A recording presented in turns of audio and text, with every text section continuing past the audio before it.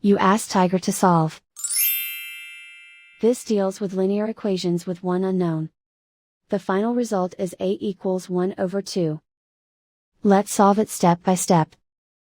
Group all constants on the right side of the equation.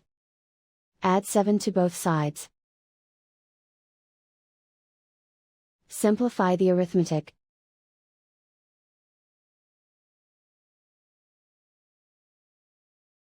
Isolate the a.